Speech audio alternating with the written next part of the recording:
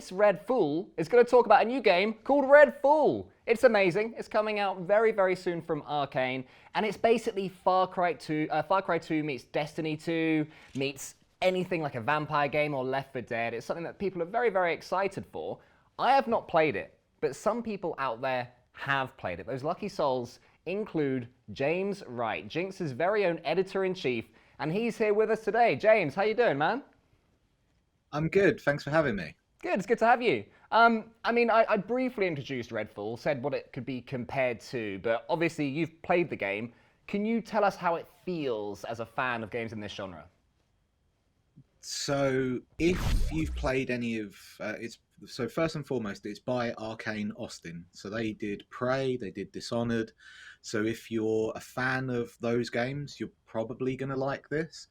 I would suggest though that it is quite different from what you're used to with that studio. So it's a little bit more.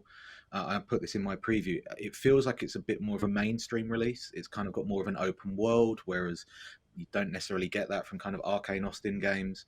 It's kind of, as you've touched upon there, it's kind of got a co-op shooter about it as well. You can play it single player, but I think it will probably excel when you're playing with other people. So yeah, if you're a fan of everything that the studio's done before with Prey and Dishonored, you're probably going to enjoy it. But I feel like this is probably for kind of a more mainstream audience. So it's a little bit outside their comfort zone. So what exactly are you going to be doing, the nuts and bolts of the actual gameplay? So you're effectively, you've got a choice between sort of one and four different characters, and obviously it's kind of a looter shooter kind of thing where you can craft, and you'll get abilities as well which you can use, and that will depend on which character you choose. But effectively you are trying to regain control of this town called Redfall, which is under siege by these kind of vampire-esque monsters. And there's kind of like what they call gods, which are kind of like the more stronger ones, which are kind of dotted around the town itself as well. And like I said, you're trying to effectively regain control of this town that's kind of being blighted by this sort of vampire invasion, I guess you'd call it. So what is it that makes the game unique? You know, if you could sell it in as few words as possible, why is it someone should play this? What is it they can look forward to experiencing in the game? So I think if you're a fan of that kind of Borderlands, Left 4 Dead style kind of co-op shooter, I think you'll really enjoy it, or Back for Blood, as people got kind of a few years ago. I think if you're a fan of those, you're really going to enjoy Redfall. I think also that because it has the studio's kind of signature gameplay, if you are more of a fan of kind of the Prey and Dishonored games from that studio, which are like strictly single player, it gives you that option of being able to kind of play it with your friends, which you wouldn't have had with those titles before. So it's kind of, in my opinion, it's kind of a best of both worlds. It's everything that you'd come to expect of that studio, but in a multiplayer format, which people haven't really got to kind of experience before. But then also, it's kind of approachable enough that I think even if you've never necessarily played a Prey or a Dishonored, or although it wasn't Arcane Austin, you could say Deathloop as well, which was done by Arcane, the team in Leon. All those kind of games, you don't really get that kind of multiplayer format, and they're quite, broadly speaking, fairly linear, whereas this is more of an open world game. So it's, as I said, it's kind of blending of both worlds. So there's something there for everyone, whether or not you're a fan of the studio or not.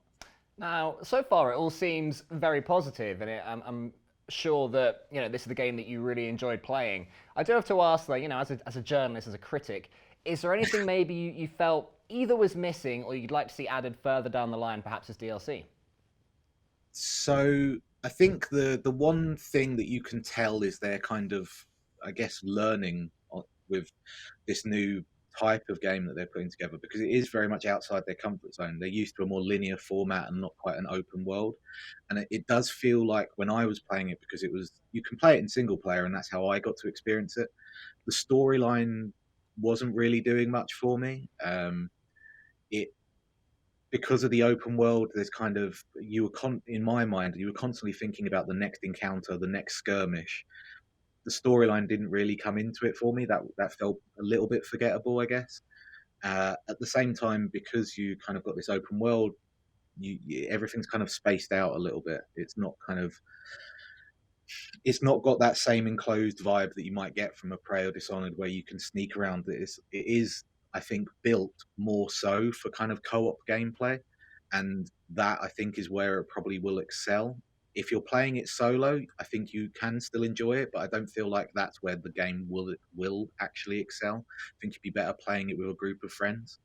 Um, so yeah, I think that would probably be my only downside to it. That although you can play it single player, I don't feel like you're going to get the maximum amount of enjoyment from the game as if you were playing it with 2 or 3 or 4 other people. So to play this game and enjoy it to its max, I'll have to make some friends. I'll do my best to do that. Thank you for the advice. Before we let you go, a couple of questions. You mentioned the preview that you've made for this. Can you talk us through what exactly that's about and where people can find it? So there's a written preview up on Jink's website if you want to have a read. If you don't particularly want to read what we've got to say and you want to just have a longer kind of VO to kind of listen to and look at some lovely B-roll, that's up on the YouTube channel as well. Myself and Louise were kind of talking through the game and kind of going into a little bit more depth. So you can find that up on the YouTube channel right now if you want to go listen to that. And other than that, look out for probably more previews in the kind of coming weeks and months. So it's out on May 2nd, so there's a couple of months left until it comes out. And finally, can you tell us when we can get this game and on what platforms? May 2nd on Xbox Series X, PC, and on Game Pass.